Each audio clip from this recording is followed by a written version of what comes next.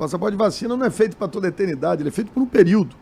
Né? Então, período em que a gente está tendo a imunização. Em fevereiro pode ser que a situação esteja melhor. Eu acho que acaba antes. Eu acho que esse passaporte da vacina não passa do mês de outubro. Né? Então, assim, vai poder... Mas se passar, entra na Sapucaí só com esquema vacinal completo ou não? Vamos aqui ser objetivo, gente. Se tiver restrição, não tem carnaval. Vamos ser hipócritas aqui. Alguém vai ficar fazendo distância na Sapucaí ou em bloco, gente?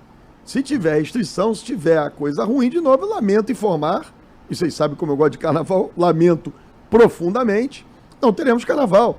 Mas tudo aponta, e vamos rezar, torcer e de preferência nos vacinar, tudo aponta de que nós vamos ter o maior carnaval da história no Rio de Janeiro, com o belo samba da Mangueira e o sambinha ok da Portela. Muito obrigado, prazer enorme estar participando aí com vocês. Obrigado. Bom dia para o senhor, boa semana.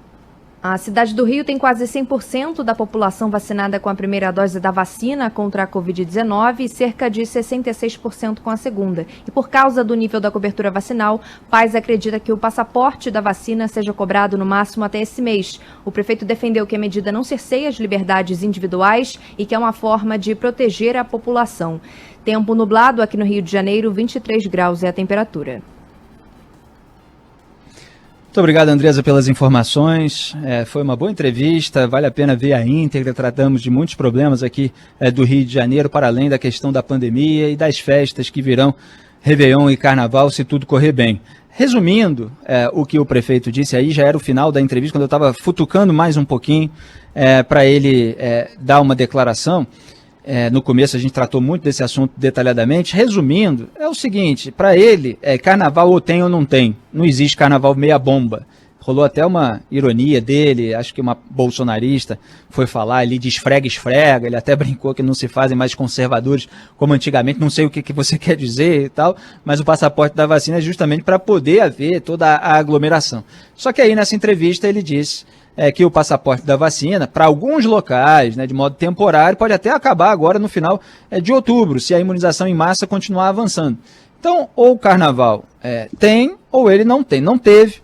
Em 2021 houve a suspensão, 2020 chegou a ter, aí depois veio a recomendação da Organização Mundial da Saúde e tal, porque era exatamente o começo da pandemia, resultou até em polêmica sobre se foi feito certo, se foi feito errado, mas 2022, como fevereiro não é agora, e agora a gente ainda está num processo de imunização, tem muita gente aí das gerações mais novas, principalmente, que não tomaram a segunda dose, pode ser que até lá, em fevereiro, tudo esteja já avançado e tudo se concretize da melhor maneira. No fim de semana ele tinha dado umas declarações de que nem eu mesmo respeitaria e tal, regras, se tivesse carnaval. Porque é isso, você tem bloco, você tem Sapucaí, você não vai manter o distanciamento, as pessoas sem máscara, é impossível controlar isso. Então, havendo aí uma onda de pandemia e tal, o carnaval vai ser suspenso, mas não havendo, como a gente torce para que não haja, vai ter o carnaval da maneira como ele sempre aconteceu e até talvez com mais vontade da população depois de um ano sem.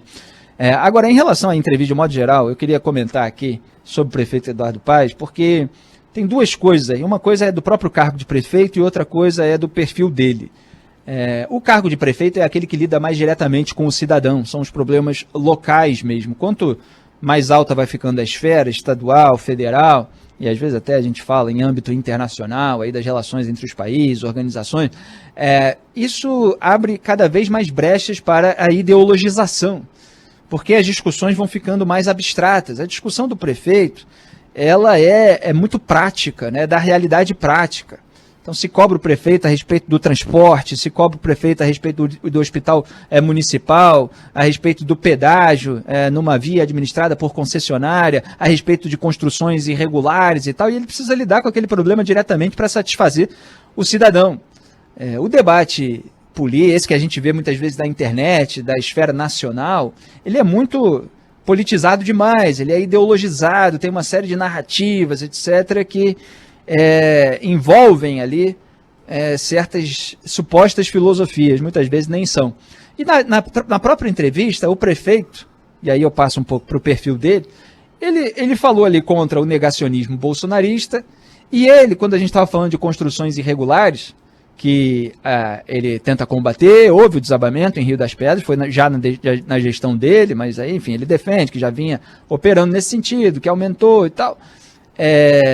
depois, com todas as operações da prefeitura contra a construção irregular, mas aí ele combate aquela ala da esquerda que fica falando que você combater a construção irregular, você está, na verdade, prejudicando os pobres, a população de baixa renda, etc. Só que tem uma série de problemas decorrentes daquilo, como o próprio desabamento, às vezes problemas ambientais, criminalidade, às vezes, em torno, né, que usa aquilo a seu favor, até para se blindar nas margens ali do território dominado pela quadrilha. Então, o prefeito Eduardo Paes também tem esse perfil mais pragmático. E, obviamente, há pontos ali que ele precisa responder, que ele é criticado, às vezes peca pelo excesso de oba-oba, mas a gestão, de um modo geral, não é uma gestão elogizada nas suas atitudes, ao contrário do que a gente vê na esfera federal. E isso faz com que o prefeito não negue o mundo real. Então a gente pergunta ali, recebemos denúncias sobre hospitais municipais, então ele fala, tá ruim. Ele não nega a realidade, né? E aí ele defende a maneira de resolver, o porquê que está ruim, peguei o caixa da prefeitura com dificuldades, etc. e tal, aí cada um pode ter o seu juízo a respeito do comportamento. Mas é difícil para um prefeito negar aquela realidade local que faz parte da experiência direta do cidadão. Quando o assunto mais a esfera federal e o debate às vezes vai se tornando cada vez mais abstrato, aí você manipula muitas vezes a claque a serviço daquele grupo político os fatos. Então as pessoas ficam com fatos, entre aspas, diferentes, quer dizer, fatos da realidade paralela, que não são fatos propriamente ditos. Então, é uma entrevista interessante a que a gente fez aqui de manhã, porque ela é sobre o mundo real. Cada um pode formar a sua opinião sobre a gestão do prefeito, sobre cada ponto que ele poderia melhorar ou não, etc.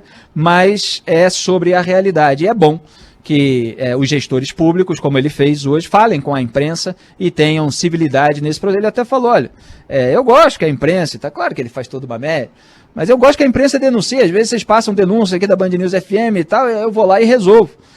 Porque o Crivella, por exemplo, ele botava os guardiões do Crivella para intimidar repórter na porta de hospital municipal, para que não houvesse cobertura sobre a precariedade do sistema. E isso, obviamente, é atroz, é retrógrado. Então, tomara que cada vez mais a população possa ter gestores públicos, bons ou ruins, dos quais diverge ou não, mas que tratem do mundo real. Isso é básico para haver um debate intelectualmente honesto.